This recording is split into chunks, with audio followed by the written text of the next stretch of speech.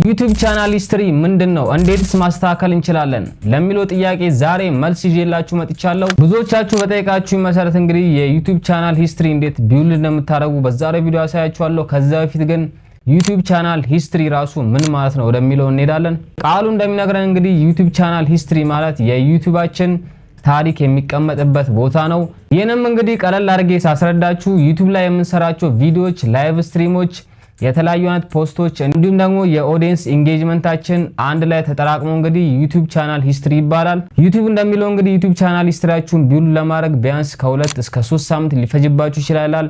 ነገር ግን ከዛ ባነሰ ጊዜ ውስጥ ቻናል ሂስትሪያችሁን ቢውልድ ማድረግ ትችላላችሁ። እጅግ በጣም ቀላል ነው። ዩቲዩብ ቻናል ሂስትሪያችን የሚጠቅመን ዩቲዩብ ላይ የተለያዩ አይነት አድቫንስድ ፊቸሮችን ለመክፈት ይጠቅመናል ማለት ነው። ለምሳሌ ያክል ዩቲዩብ ላይ 1000 ሰብስክራይበር እና 4000 ዋች አወር ከሞላችሁ በኋላ እንኳን ዩቲዩብ ቻናል ሂስትሪያችሁ ቢውልድ ካልሆነ ወደ ሞኔታይዜሽን ወይም ወደ ክፍያ መሸጋገር አትችሉም ማለት ነው። ስለዚህ ዩቲዩብ ቻናል ሂስትሪያችሁን ቢውልድ ማድረግ አለባችሁ። አሁን ደግሞ እንዴት ዩቲዩብ ቻናል ሂስትሪያችሁን ቢውልድ እንደምታደርጉ አሳያችኋለሁ። በቅድሚያ ግን ዩቲዩብ ቻናል ሂስትሪያችን ቢውልድ ሆናል ወይም አልሆነም የሚለውን ለማየት ወደ ዩቲዩብ ስቱዲዮ እንገባለን። ከዛም ሴቲንግ ውስጥ በመግባት አፕሎድ የሚል አማራጭ አለ። አፕሎድ ውስጥ ከገባን በኋላ ፊቸር ኤሊጂቢሊቲ የሚል አለ። እዛው ውስጥ ገብተን እንግዲህ ሶስተኛ ላይ አድቫንስድ ፊቸር የሚል አለ። አድቫንስድ ፊቸር ውስጥ እንደምታዩት ከታች ዩቲዩብ ቻናል ሂስትሪ ወይም ቻናል ሂስትሪ የሚል ነገር አለ። እሱ በአረንጓዴ ቲክ ወይም አረንጓዴ ራይት ካሳየ ቻናል ሂስትሪያችሁ ቢውልድ ሆናል ማለት ነው። ነገር ግን ምንም አይነት ምልክት እዛ ጋር ማታዩ ከሆነ ቻናላችሁ ቢውልድ አልሆነም ማለት ነው።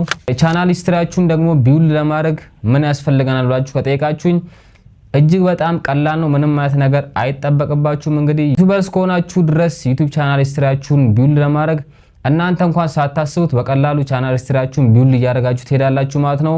ይህም ቪዲዮዎችን በምትሰሩበት ሰዓት፣ የላይቭ ስትሪም በምትገቡበት ሰዓት እንዲሁም ደግሞ ኮሚኒቲ ላይ የተለያዩ አይነት ፖስቶችን፣ ፖሎችን፣ የተለያዩ አይነት ጥያቄዎችን በምትጽፉበት ሰዓት፣ ሌላኛው ደግሞ ከኦዲየንሳችሁ ጋር ወይም ከተመልካዮቻችሁ ጋር ኮመንቶችን የምትመልሱ ከሆነ እዛ ጋር ጥያቄዎቻቸውን መልስ የምትሰጡ ወይም ሪፕላይ የምታደርጉ ከሆነ በእነዚህ መልኩ እንግዲህ ዩቲዩብ ቻናል ሂስትሪያችሁ አራሱ ቢውልድ ሆኖ ቀደም ያሳያችሁ ቦታ ላይ አረንጓዴ ራይት ታያላችሁ ማለት ነው።